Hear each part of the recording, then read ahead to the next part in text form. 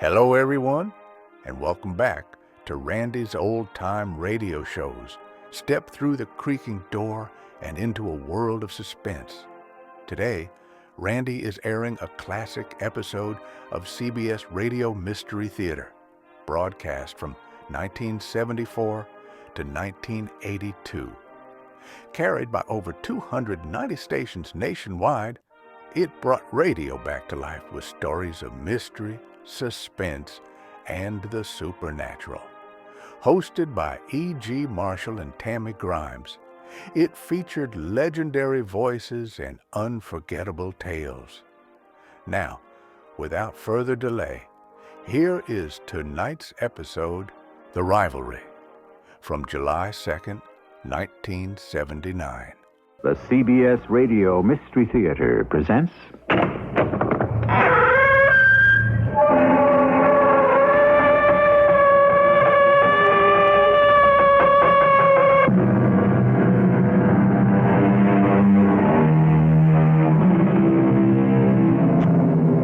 Come in. Welcome. I'm E.G. Marshall. There's a common belief that in matters of criminal investigation, Scotland Yard stands fingerprint and microscope above the French Sûreté, the Italian Questura, the Russian NKVD, and even our own FBI. I've often felt that we in the USA could match malfeasance, felony, and forensic probing with anyone, anywhere. So it is with pride that we present a tale of deviousness, deceit, device, and detection in that city of American law and order, Washington, D.C. Have you no faith, Inspector? No belief that I, Andrew Wolfe, could have gone straight? Andrew, you wouldn't know how. After 40 years of embezzlement, bank robbery, every con, swindle, and heist in the book, how could you go straight? Oh, I have a surprise for you, Inspector. I have not only become a law-abiding citizen, but I'm going to help you solve a murder that hasn't happened yet.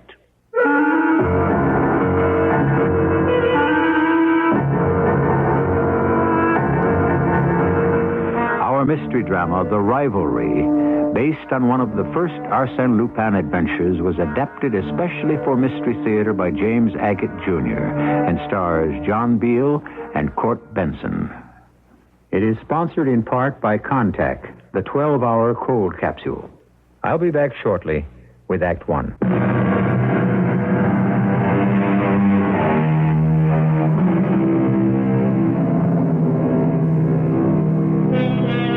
To those of us who are connoisseurs of criminal cunning, it's an axiom that patterns of wrongdoing repeat themselves.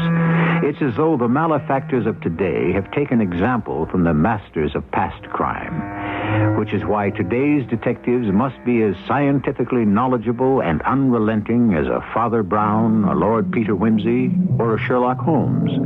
And indeed, such a man is Inspector James. Interesting case, this. Probably the one that gave me the greatest headaches of my career. And certainly the first in which I had the assistance of a retired professional lawbreaker, Andrew Wolfe. It began one sunny afternoon on the 1st of December. Sergeant Holloway and I were sauntering down Connecticut Avenue, returning to police headquarters. Let's walk a little slower, Inspector. See that man half a block ahead of us who keeps turning around? How could I miss him? A raggedy old man wearing a straw hat in the middle of winter? He stopped now. He's bending down, tying his shoelace. I know. I've been watching him. Watching us. Let's duck over to this store window and see what he does. Look. Now he's moved over to that hardware store. He's looking into those mirrors on display. So that he can keep an eye on us back here. Now, where have I seen that crazy straw hat before? He's taking a package out of his coat, Inspector. He's put it on the sidewalk. Oh, I'd like to see what's in that package. Oh, hold on. Isn't what he's doing a little obvious? Obvious? It's not the package on the sidewalk that's important. He's trying to attract our attention. So why don't we take the hint and follow him? Look, there he goes, dropping another package into a trash can. And he knows we're watching. You pick up the packages, Holloway. If they're at all suspicious looking, call the bomb squad. I'll keep an eye on our man. There's something about that straw hat he's wearing that really bothers me. But if he's up to something, why would he want the police to know about it?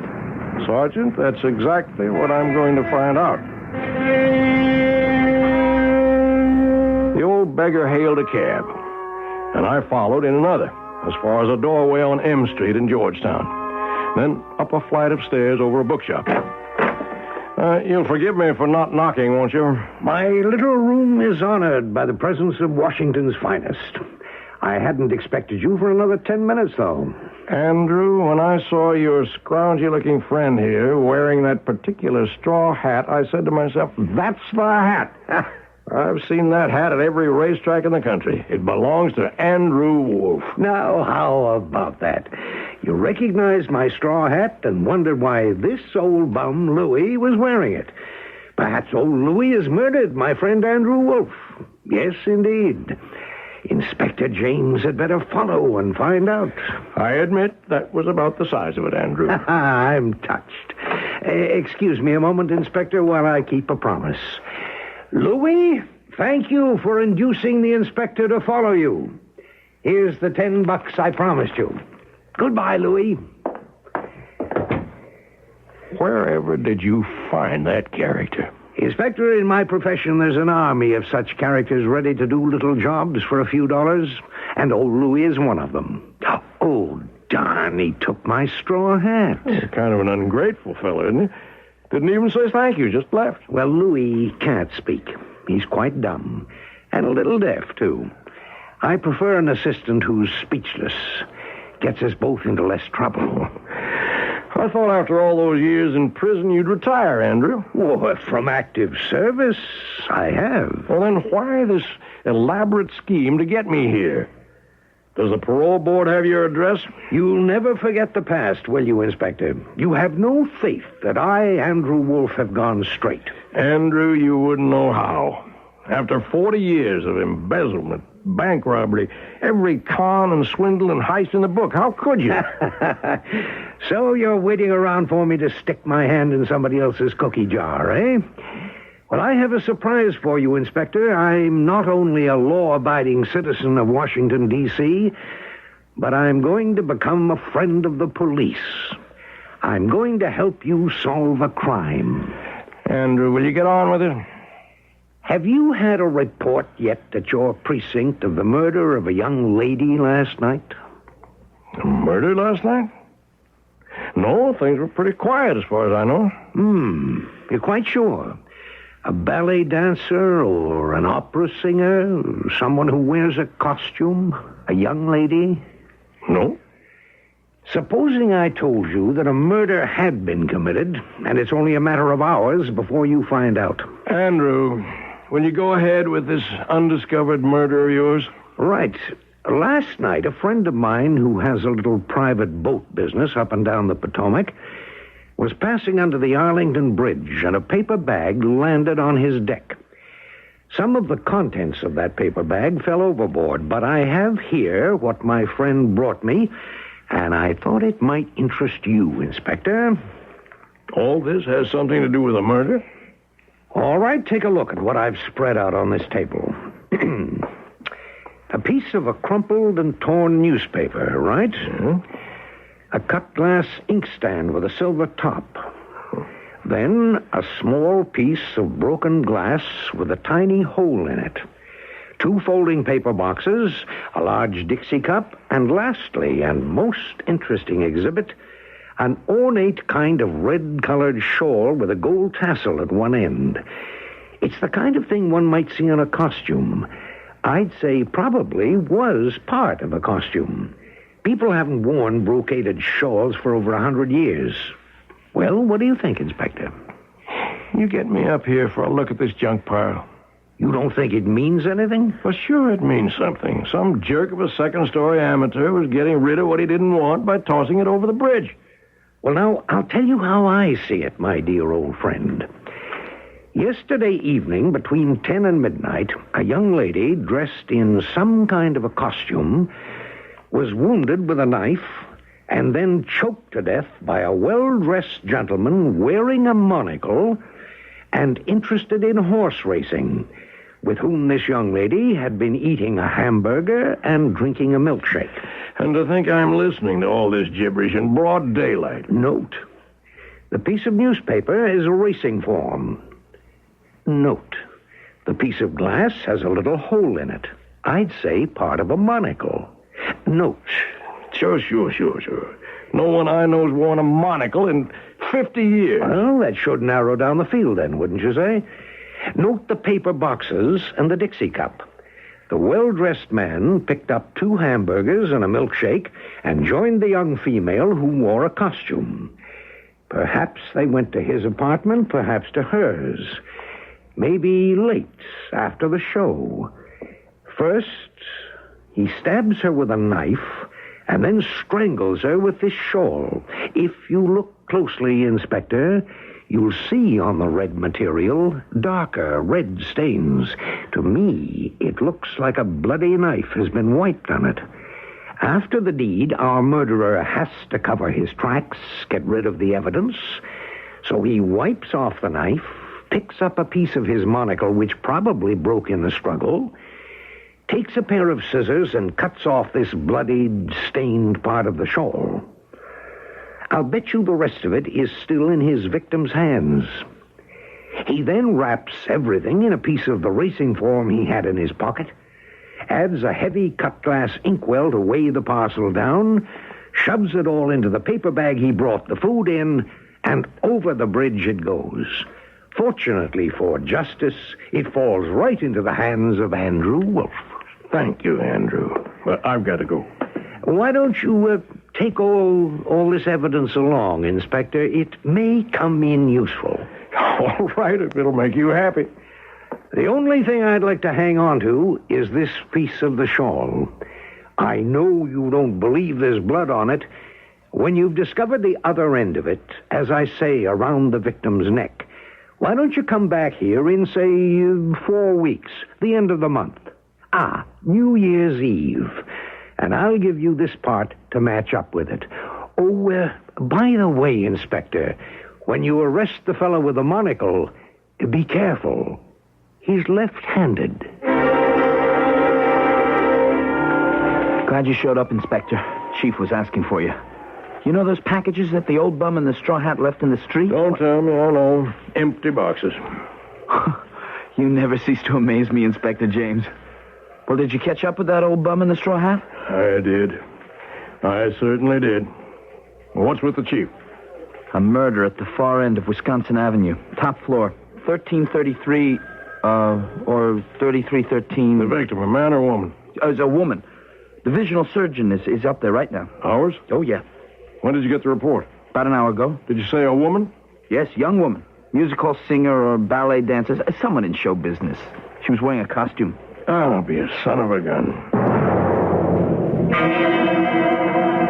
Hi, James. Welcome to another fatality. I'm just about finished. Lab's on its way to take pictures. You know who it is? Well, the name on the mailbox for the top floor is Jenny Sapphire. Well, there she be. What's left of her? Oh, Lord, that's awful. A poor girl. What she got in her hands? Let's have a look, Sergeant. A piece of red shawl. It's been cut off with scissors. Oh, no. What do you think, Doctor? Isn't the inspector miraculous? Well, James, you do fast work. It is cut with her scissors. Oh, but look at the poor girl's neck. And the expression on her face. Did you ever see such fear? Well, my conclusions are that the victim was stabbed twice with a sharp instrument, a knife, dagger. Well, yeah, maybe even with the scissors. Yes, and then strangled. Probable cause of death, asphyxia. Yeah, but Doctor, there's no discoloration on the neck. Well, she may have been throttled with that shawl. The way she's hanging on to it, with the hands clenched. I wonder what happened to the rest of the shawl. It's possible the murderer cut it off, Harry, because it had bloodstains and fingerprints on it. Let's have a look around the apartment, Holloway.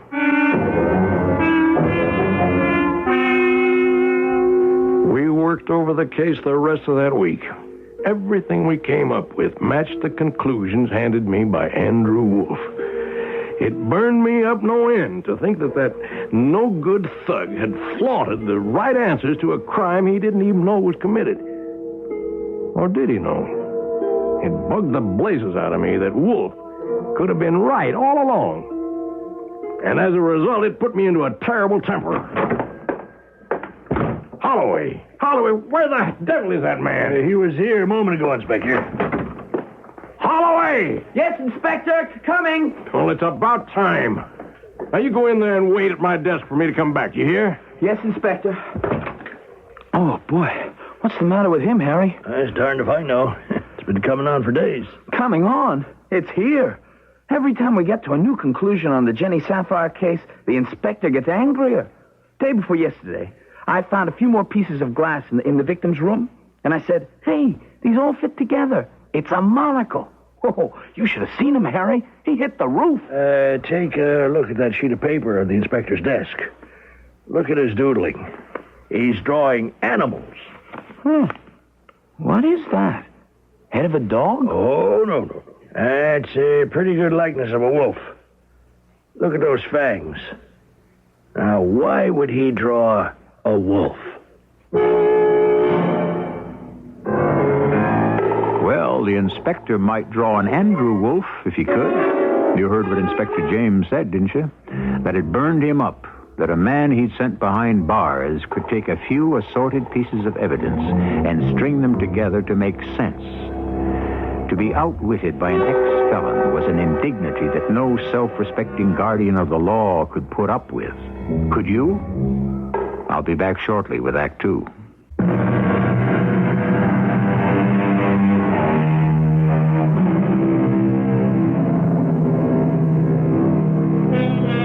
The problem facing the good detective is to distinguish between hard evidence and red herrings. Henry David Thoreau, who went to jail rather than compromise his beliefs, had an amusing view of law and the lawless and used to joke about it. He said that sometimes circumstantial evidence is very strong, as when you find a trout in the milk. However, Inspector James doesn't think this such a laughing matter. Some more background on the Sapphire case, Inspector. All right, let's have it. Well, I checked the place where she worked. The old music hall at the end of the alley behind Wisconsin Avenue. Her boss, a Billy Jacobs, told me she'd been to Russia about 2 years ago on a State Department exchange program and brought back with her a very expensive sapphire. Some bigwig over there gave it to her, he said. A sapphire? Oh, that's right. That's why she took it for a stage name. Did anyone besides her boss know she had it? Well, I asked him that, and he didn't know. Well, at least we now have a possible motive behind the killing. Robbery? You bet it's robbery. That's why our apartment was turned upside down. At least this is one piece of evidence old Andrew didn't know about. Andrew who? Oh, never mind. Boys, I think we're beginning to crack this case. First things first. I had to tackle those who knew Jenny Sapphire. So I called the old music hall and asked for the boss, Billy Jacobs.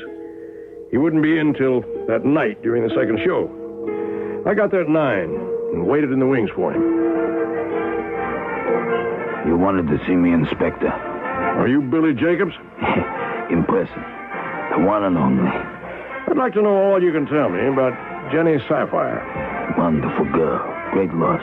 She'll be missed. And? After I told your sergeant the other day about as much as I know.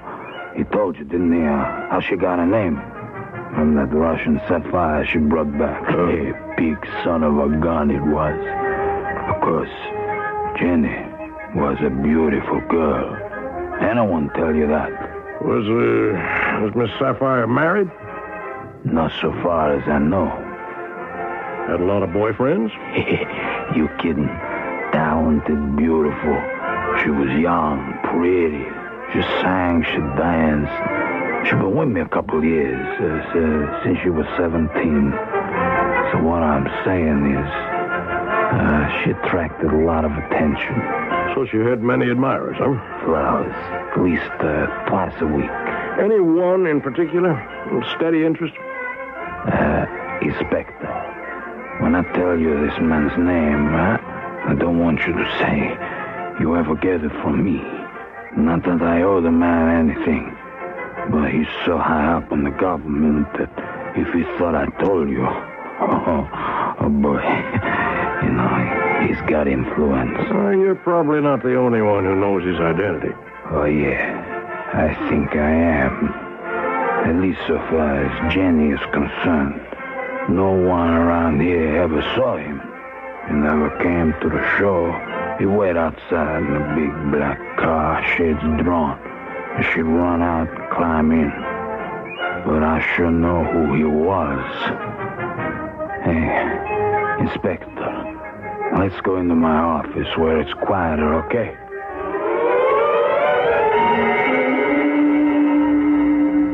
The man's name is Robert Clay. You mean the Robert Clay? He used to be a congressman, then became an ambassador? Yeah, the same. He's the one who used to pick up Jenny Sapphire in his car every night? Well, not every night, but after the performance, maybe I'd say 3 times a week. What's Clay doing now? No, I remember. He's retired.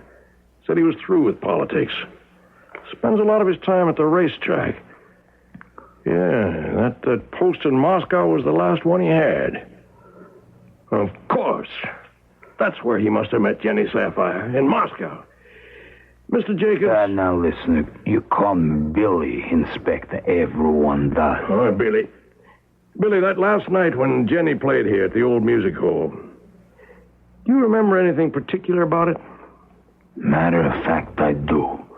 She came in earlier than usual for the second evening show. Yeah. And she asked me, would I get her 2 burgers malted for when she came off at 10:15. I say, oh, yeah, sure. She say, hold them for me at the stage door, Bill, and I'll take them with me. So I did.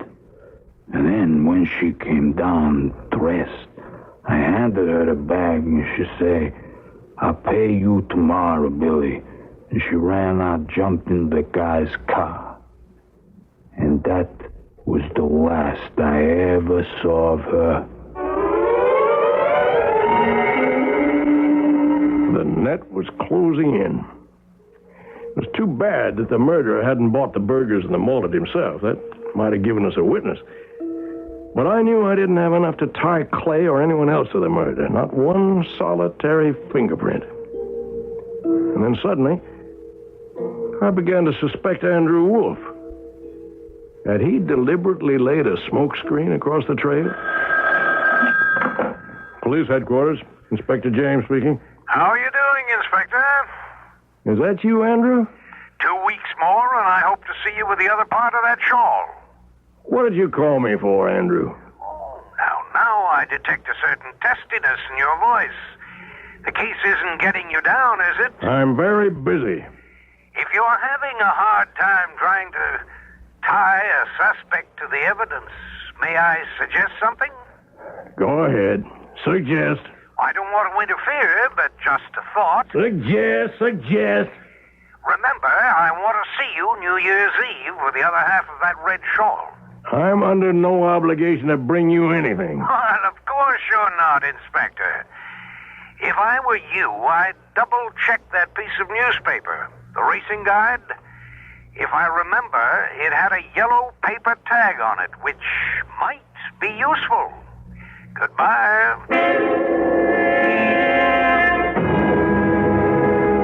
I could have killed that rascal. He was right. That's what made me so angry. I got out that piece of the racing form he'd given me, and there was a yellow address tag on it. Whoever it belonged to was a subscriber to the sheet. The name had been torn off, but a few numbers remained. I put Holloway onto it. He came back in a few hours. You won't believe this, Inspector. Sergeant, were they able to identify the subscriber or not? I presume what you gave me has something to do with the Jenny Sapphire murder? To whom did the paper belong, Holloway? To Robert Clay. You know who he is. Our former ambassador to Russia. I know. Oh, come on, Inspector. Why don't you let me in on this? I don't follow you. Oh, this isn't a simple old murder case involving a music hall entertainer and a politician. This has got international implications. Oh, don't you trust me? Do you think that the State Department will let us work with them? Fergus Holloway, what in blazes are you talking about? International complications, State Department. The inkwell. The inkwell? One of those items in the box marked evidence, case 3536, the Sapphire case. The chopped up shawl, the burger cartons, and so on. Well, the glass inkwell. I had it checked out. The inkwell? Well, I knew you wanted me to. I have to do some things without being told. It's Russian. Russian glass. Silver hinge top with a Russian inscription on it. So it's an antique inkwell. Jenny could have picked it up as a souvenir. Or when she was in Russia, maybe she even knew Clay. Maybe he gave it to her. But just the same, you have given me an idea about something very peculiar. I have, Inspector? When it was checked for fingerprints, what did the lab report? No fingerprints. Nothing. What Holloway had helped me realize was whoever had murdered Jenny Sapphire had wiped that inkwell very carefully. Certainly, since the days of the Tsar, someone should have left fingerprints. Harry, have a look at these photographs. That is Robert Clay, former congressman, former ambassador to Russia, now a Georgetown resident. How would you size him up? You're an expert on physiognomy. Tough, disappointed, playboy, maybe. Could be cruel. Oh, that monocle. Is he kidding? It's an affectation. Maybe. That monocle is made to order by a firm right here in Washington. They make all of Clay's monocles. The prescription is identical with this one. I'll show you. I'll dump the pieces out of the envelope. You recognize these pieces? Well, of course I do. Holloway picked them up from the floor near Jenny Sapphire's body. All except this one piece, the one with the little hole at the edge. I got that from an informant. Oh, yes. Well, that must be a hole through which they string the thread you put around your neck. Harry, I think we've enough evidence here to put a much heavier cord around someone's neck. However, you're telling me that this man, this Robert Clay, knifed and strangled Jenny Sapphire? I got a real strong hunch, yes. Yeah, but you don't have a motive. If he needed money, she owned a sapphire worth a great deal. Maybe he gave it to her. Maybe he wanted it back. Losses at the racetrack. We don't know yet. She's hidden the stone. He turns the place upside down. He can't find it. They quarrel. He kills her.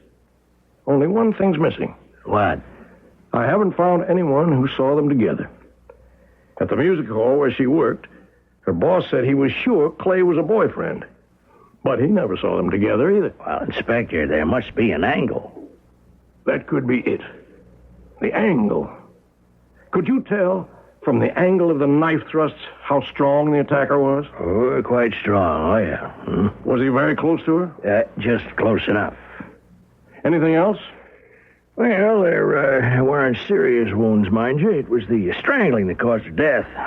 You know, I always thought it strange the way we found her holding on to that shawl for dear life. At least the part that wasn't cut away. I haven't figured that either. Harry, think now about the assailant. Do you know anything else? Yes. But I think I told you, didn't I? The murderer was left-handed. Interesting belief about left-handedness, which since early days has been linked with the sinister. A left-handed compliment, even today, is considered malicious or insincere. It begins to dawn on Inspector James that the man he is looking for may not only be left-handed, but two-faced. I shall return shortly with Act 3.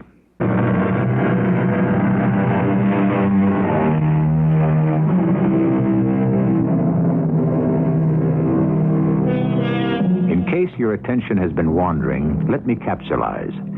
Andrew Wolfe, a retired criminal, gives his old nemesis, Inspector James, a number of material clues which make it appear that a man once in high political office may have caused the death of a music hall entertainer. The problem is that no one has yet identified the suspect as having anything to do with the victim. Much hearsay, but no fact. And so we find the inspector burning the midnight oil at police headquarters, puzzling out a solution. Police headquarters. Inspector James speaking. You're up late, aren't you, Inspector? Andrew, what do you want? Just to be helpful. After all, I'm looking forward to our meeting New Year's Eve. It's a little early to wish me Happy New Year. You're having trouble getting proof positive, aren't you, Inspector? You've a suspect, but it's not open and shut. Well, this business is never easy. Retrace your steps, Inspector. Someone may have been lying to you. Good night.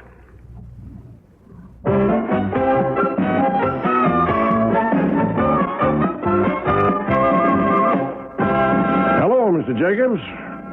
Oh, well, hello, Inspector. Hey, you're too late. Last show's over. Everyone's gone home. I'm just checking the receipts. That's you I've come to see, Billy. Do you remember identifying the two little boxes in which you brought some hamburgers to the theater? Yeah, I do. And a malted milk for Jenny. Well, I'd like you to come down to police headquarters with me now and let us take your fingerprints. Hey, my fingerprints? But why? I haven't done anything. Well, if I were less than honest, Billy, I'd tell you it's purely routine, but it's not. You mean now? This time of night? Of course, you're going to find my fingerprints on those boxes. I handle them. True. Then again, we might find your prints somewhere else. What do you mean? Well, shall we say in Miss Sapphire's room? Yeah, I was never in her room. I swear to have never. The night Miss Sapphire died, you weren't there? Billy, it'd be much easier for you if you'd tell me the truth. How did you know? Why didn't you tell me before? It was easier to say it happened the way I said it did. I didn't want to get involved. Go on, Billy. The first part was all true. About Jenny asking me to pick up her stuff. But I guess she was so excited about a date that she ran out the stage door before I could stop her. So anyway, after the theater was empty, I walk over to where she lived. Top floor, number 1333, Wisconsin. I knock on her door and I say, "Hey, Jenny, I brought you hamburgers. You forgot them." And this man opened the door. He was her boyfriend, I guess. It was the first time I've ever seen him. He took the bag from me. He nodded. He goes back in. Then I hear Jenny call out, "Thank you, Billy. That was real sweet of you. Good night." She was alive then, Inspector. I hear her voice. And then I walked away. Now, that's the real truth. I show you a photograph, Billy. Was this the man who answered the door? Yeah. That's him, all right. Those are the ABCs of investigation. Sometimes you have to bluff your way to the truth. Billy Jacobs had left no fingerprints in Jenny Sapphire's room. But then again, he might not have been above helping himself to a valuable sapphire. However, as they say, the finger of suspicion pointed directly elsewhere.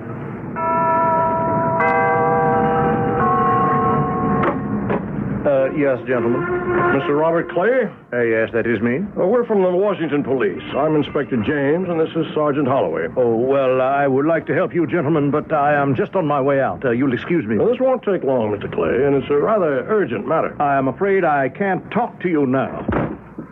Slammed the door right in our face. Shall I break it down, Inspector? I'm afraid we're going to have trouble. Holloway, go around back and cut him off in case he tries to leave that way. I'll hit the call box for some more men. Mr. Clay, I'm Sergeant Holloway. I can see you're opening the back door a crack. Now, let me warn you that to try to run for it only makes your case worse. Now, why don't you just come out peaceably? I won't be harassed this way. Do you hear me? Mr. Clay, I ask that you cooperate with us. It'll make it easier all around. Now, would you just mind opening the back door wide and standing away from it? Now, don't you come any nearer, whoever you are. I haven't got the slightest compunction in defending myself with this crowbar. Now, Mr. Clay, don't be childish. We mean you no harm. Holloway, duck! He's got a gun in his left hand.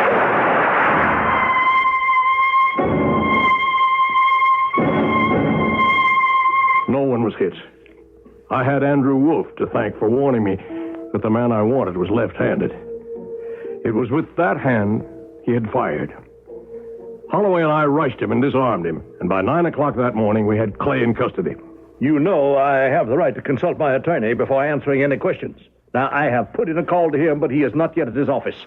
Let us get this over with.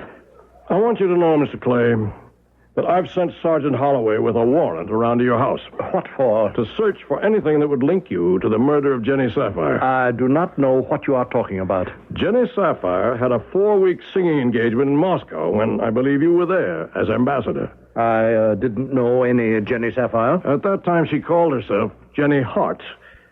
I understand all exchanges of Soviet and American artists were known to your office. You never met Jenny in Russia? No. I have asked a witness who has identified a photograph of yours to be present. Well, what does that prove? I have had my picture taken. Have him in. Let's get this over with. Turn around in your chair and face the wall, Mr. Clay. I shall address you as Mr. Jones. Mr. Jacobs, will you come in, please? Mr. Jacobs, you told me that you believed Miss Sapphire and a certain gentleman knew one another. Where did you get that information? I don't know exactly, Inspector. I heard it, and I assume the man she was seeing regularly was that gentleman. Will you turn around, Mr. Jones? Mr. Jacobs, I ask you now to take a look at this gentleman. Have you ever seen him before? I'm not sure. The man I saw had evening clothes and whatchamacallit, in the eye. Mr. Jones, I notice you have a black silk cord from your lapel to your handkerchief pocket. Is that a monocle? Yes, it is. Would you mind placing it in your eye? No, not your right eye, your left eye. That's where you usually wear it, isn't it? Can you identify the gentleman now, Mr. Jacobs? No, I wish I could be more positive, but I can't. There's no similarity to the man you saw in the doorway of Miss Sapphire's apartment? I wouldn't say no. It might be him, but I couldn't swear to it. You wanted to see me, Chief? Sit down, James. About the Sapphire case. It's been a week since you picked up Robert Clay. I think we'll have to drop the charges against him. Why so? His attorneys produced a pretty hard alibi for the night in question. He turned up a ticket stub and a program for a concert at the center. That concert lasted till midnight, so Clay couldn't have picked up Miss Sapphire at the music hall at 10:30. She went with someone in a car. It wasn't him. Moreover, there are a number of young men in the diplomatic service who wear monocles, 4 of them actually living in Georgetown. Those daggers found in the Clay house, they're clean and inconclusive. So what do we have? Half of a shawl with a tassel, no blood, no fingerprints on it except the victim's. If we could lay our hands on the other half of the shawl, maybe we'd have a case. The other half? We've no case against Clay. So I'm notifying his attorneys we're dropping the charges. Chief, can you wait till tomorrow? What'll happen tomorrow? You've had almost a month. I think I can come up with the evidence you need. What, the other end of the shawl? Yes. Is this a hunch? It's more than that. But I need one thing. Would you authorize the property clerk to release to me the half of the shawl we found in Jenny Sapphire's hands? Why not? James, I don't know what you're up to, but I wish you luck. Andrew Wolf had said, "You'll be coming to see me on December 31st with the other half of the shawl. Then I'll let you have this piece." I hated like anything to find myself obeying this devil, but I had to. Was I right about the shawl? Cut in half with scissors? Right on the button. Frankly, Inspector, I consider this caper the epitome of my career. Did you bring the shawl? I did. The half that was in the victim's hands. Have you the other half? Right in this bag. All right, let's compare. Let's put them on the table. Spread yours out on the right, and let the tassel hang over the edge. Right. And I'll spread mine on the left. Well. Inspector Know-It-All, wasn't I right? The scissor cuts correspond exactly. Let me show you something else. Come to the window. I'll hold my piece of the shawl against the glass. What do you see? Great Scott, this is it. You see what I see, don't you? The mark of 5 fingers and a palm. Bloody fingerprints. What did I tell you? It's the evidence. If those prints will show up. The murderer held that shawl with the same blood-stained hand with which he stabbed the victim. Yes, a very clear imprint of a left hand. All right, take this half. It's yours. I promised it to you, and good luck and good hunting in your laboratory. Andrew, I was angry with you. Furious, in fact. But in all truth, I have to admit, no more. I wanted to have a look at that piece of the shawl the victim had. Let me see it for a moment, will you? Now, don't be afraid. I'll give it back. Sure. Here you are. Almost identical to the half thrown off the bridge. Tassel and everything. Will you look at that tassel? She must have made this shawl herself. You know, I examined the piece I had, and inside the tassel I found a sacred medal she must have stitched into it. Touching, isn't it? What are you doing to the other tassel? Be careful of that half. Don't smudge those fingerprints. Oh, I won't. Interesting the way these tassels are made. Braided gold cord wound around a tiny wooden cup, big enough to hold a medal or anything. Even a sapphire. Will you look at that? Beautiful, isn't it? Did you ever see a stone this perfect? This size? Give that back to me. It's part of police evidence. Just think, that poor girl had hidden the only thing precious to her. Andrew, hand it over. You give that sapphire back or I'll... Oh, what, you idiot. Did you think I handed you all that evidence for nothing? A murder has been committed for this stone. For 4 weeks, I've kept you on the move, and you never even guessed. Now, you listen to me, my friend. I've given you 5 fingerprints of a left hand for your trouble. You can have the murderer, and I'll have the sapphire.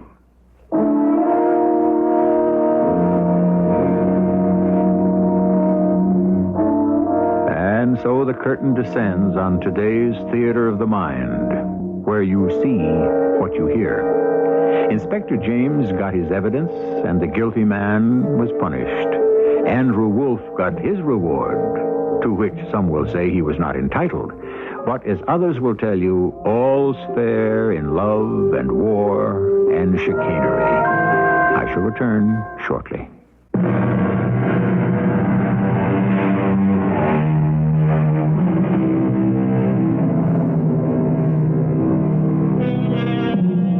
Today's story was based upon the adventures of that elusive outlaw Arsène Lupin, a character invented by mystery writer Maurice Leblanc, who created this unforgettable duel of wits between the man with bravado and the man with a badge. This strange rivalry between lawbreaker and lawkeeper is what has made our drama so intriguing. And isn't that, my friends, why we like to listen to Mystery Theater? Our cast included John Beal, Court Benson, Kristoffer Tabori, and Earl Hammond. The entire production was under the direction of Hyman Brown. This is E.G. Marshall inviting you to return to our Mystery Theater for another adventure in the macabre. Until next time, pleasant dreams.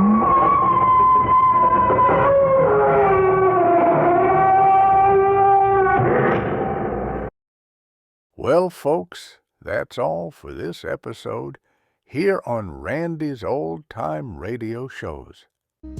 Now, bringing these golden oldies back to life takes no small amount of time and effort from our good friend Randy cleaning up the audio, converting the files, and making sure each show has the best audio possible. If you've enjoyed the program and you'd like to help keep these classics on the airwaves night after night, why not consider a small donation? Every penny goes straight to supporting Randy's work and helping this channel stay on the air. You'll find the links down in the description below. And for those of you kind souls who've already given, Randy tips his fedora to you. Your support truly keeps this old radio spirit alive. Thanks ever so much. And until next time, keep those dials tuned and keep the memories rolling.